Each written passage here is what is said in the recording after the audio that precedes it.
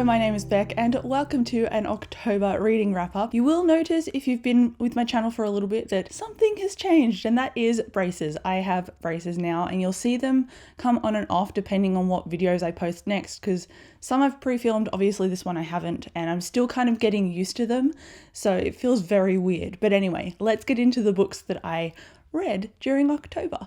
I'll start off with my currently reading ones first, and then I'll jump into the ones that I've actually finished. The first one is probably the most exciting of this entire video, and it is Rhythm of War by Brandon Sanderson.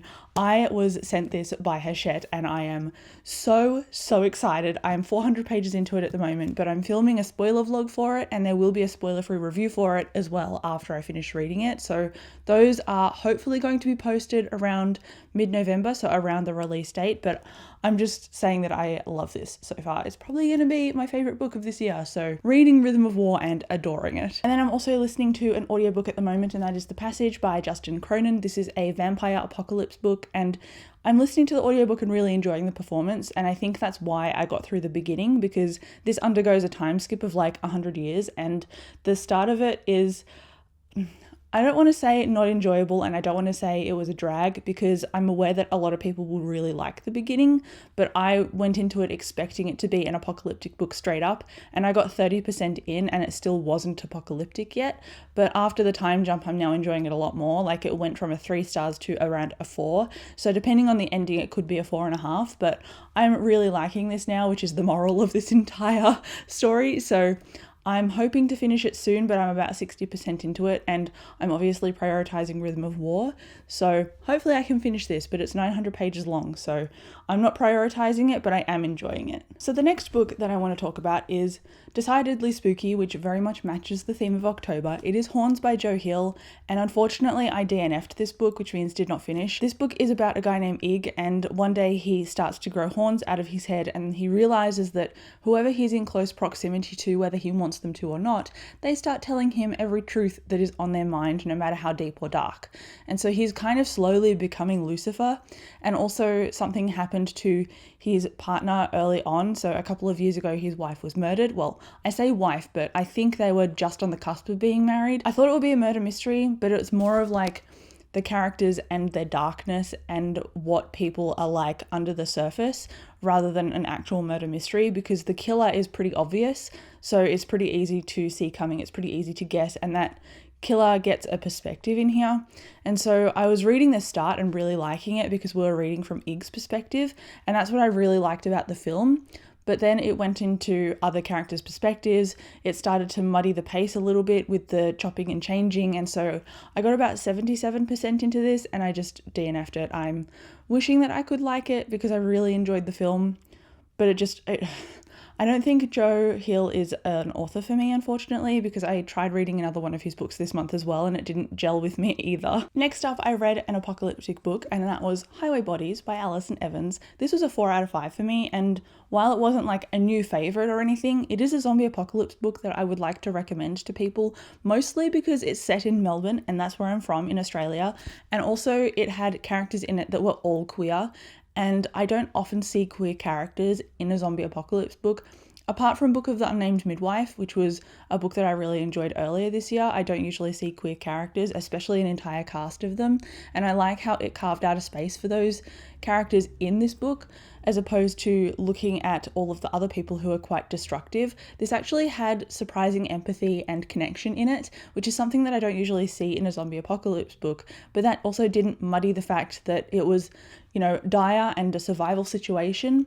I really felt the grime, I really felt the heat of this situation, I really felt the stink of this situation as well, and I very realistically could be in this book. Like, I felt like everything in here that was happening was quite relatable in an everyman sense. It wasn't like a Walking Dead where you ride a horse into the middle of the city and then climb into a tank. Like, a lot of this stuff that happened in here was very local, it was very relatable, and it just felt like something that could easily happen to you. So I quite liked this book. If you want queer characters in a zombie apocalypse, I would recommend. There was a non-binary character, there was a trans character, there was a bisexual character, like there was a whole bunch of people across this scope, and Alison Evans is a wonderful author. They did an incredible job with this book, so I really want to recommend it. So I would highly recommend this book. I gave it a 4 out of 5 stars and really enjoyed it. Next, I read an audiobook, and it's not as spooky as some of the others on this list, but it is Tower of Nero by Rick Riordan, and this is the last book in the Trials of Apollo series, and I believe it is the last book in an overarching series for the Percy Jackson world. So this is about Apollo, who in the first book, he got thrown out of Olympus by Zeus. He'd offended Zeus, and now he has to go on multiple quests to restore the 4 oracles. And going on these quests, he encounters heroes that we have seen in the past series that are recurring again now. So if you pick up the Trials of Apollo books, be prepared for being spoiled by the Heroes of Olympus books, which are the series that are more YA that come after the Percy Jackson series, which is more middle grade.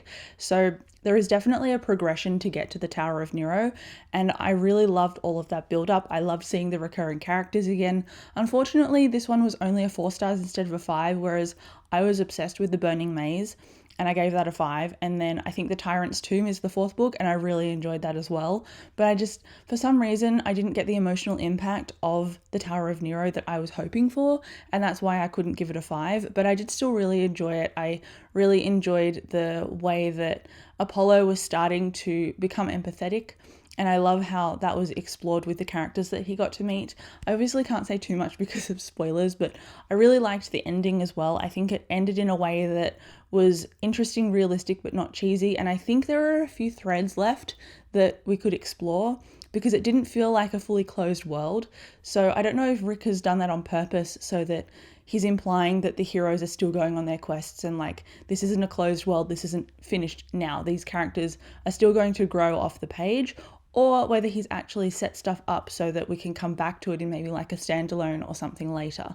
Because it definitely felt like that. I really want to see more, especially, I almost said their name, and if I say their name, it's going to spoil you. So I really liked the setup that one of the characters in here was given, and it seems like an opportunity to tell their own story, and I think that's what Rick is going to do. I hope he does it. But anyway, 4 out of 5 stars. I wish I could have given it 5, but I didn't get the emotional impact, even though I was connected to the story and the characters. Next up, I read another Dresden book, and it's Proven Guilty. This is book 8 in the Dresden Files, and usually I would be able to give you a quick synopsis of what this book is actually about. However, I feel like this book is very much the pinnacle of where some things start to shift in terms of Dresden as a character, where he's situated, where the characters around him are situated, and the world building is starting to open up even more. So if I tell you what happens in this book, it will spoil where Dresden is at based on where he was in the first 1 to 7 books. So I'll link my playlist down below. Stormfront is the first book. So if you want to get into this world, go and watch those reviews because I am obsessed with this series. I gave this 5 out of 5 stars. Harry Dresden is a wizard detective. He takes on cases with the police as like a consultant, and they're usually for supernatural murders. Usually there's a formula as well with each Dresden book, and that is a stake from Dresden's past, something magical and mysterious, and a case that he's working on. And those things usually combine in weird and mysterious ways. And he's got those things happening as well as usually a central theme to each book. In this one, the central theme was good intentions. And even if you have good intentions, it doesn't necessarily mean that the outcome is still good as well. So I really liked that morality, that exploration, because it was just not done through Dresden, it was done through a few side characters as well, and I quite liked that about this book. I have filmed a separate review, but if you're going to watch that review, the first line of this book spoils what Dresden is doing in so far as referencing the rest of the series and where he's grown to at this point. So don't go and watch the review for this book, but go and watch the review for the first book. I don't like spoilers at all, so I'm just being very clear about what you're going to click on and what you're going to get. So I love this book, 5 out of 5 stars. Go and read the Dresden Files and then come and fangirl with me, or fanboy, or fan over the series with me because I love them so much. Next up, I received an ebook from a publisher, and I'm not usually an ebook person, but considering this author is a debut author from Melbourne, I was like, look, I'll give them a chance. We're in a pandemic. It's probably really hard to launch a book, let alone from a debut author. And the book is Welcome to Bellevue. I think I had expectations for this book that I went in with and it wasn't delivered because I wasn't pitched the book right, or maybe I just read into it and made an assumption. But we follow this guy named Harry, and he's literally just stepping off a ferry. He doesn't remember anything about himself except his first name, can't remember his surname, and he gets taken to this hotel, and everything around him seems like it's almost fabricated, like there's a cult-like vibe to the town, and he doesn't really know what's going on. And I like the way that the town made me feel. It was like a character in and of itself. I like Harry, and I like some of the characters that he met as well, but the thing that I found lacking in this book was that the plot just seemed not tense. And while the atmosphere was incredible, the plot didn't push me forward. The characterization just felt surface rather than deep, and I wanted more from it. And I found some of the dialogue to be polite rather than direct. And I mean, dialogue looks like it's actually a conversation, but conversations are a lot more clunky in real life, and conversations don't get to the point straight away in real life. And so dialogue is fabricated to look like actual dialogue, but it's actually serving a purpose.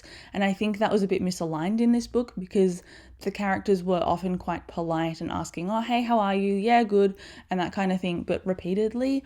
And I don't know if that was to set the theme of the weird cultiness of the town, or if it was just a new writer thing that they hadn't quite tightened yet. So I'm not sure if it's me that's wrong with the book, or something about the book that was technically done that I didn't connect with. Anyway, I have a whole Goodreads review. It's also spoiler free, so I'll link that below if you want to read a little bit more about what this book is actually about. But I gave it a 3 stars. It was decent, but it wasn't something that I was particularly invested in, and I'm glad that I finished it. So that's that on that book. And then next we have the other Joe Hill book that I mentioned earlier, and it's The Fireman by Joe Hill.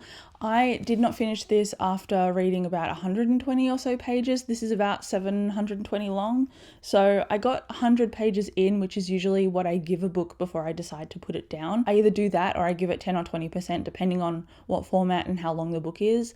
And I'd put this down for like a week, and then I had no desire to pick it back up again. And I think that's just because of the way that Joe Hill writes his characters. I like a little bit of hope and a little bit of empathy in my characters.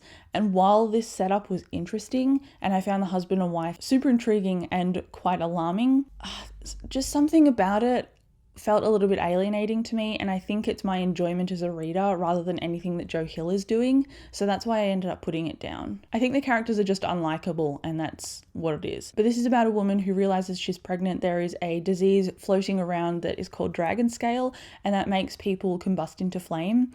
And so she has realized that she's potentially going to contract this disease, and she wants to give birth to her child safely so that the child will survive.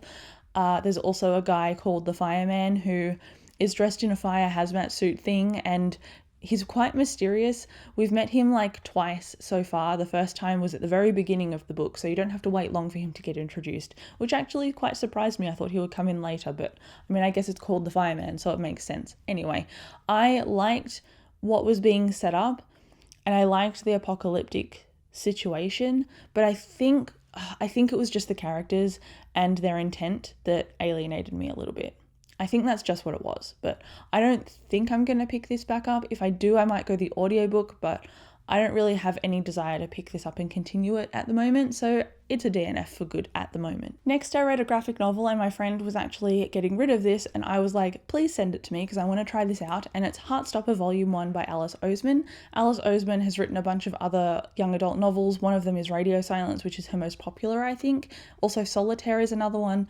Anyway, this is a book about boy meets boy, boy become friends, boys fall in love. That's essentially what this book is.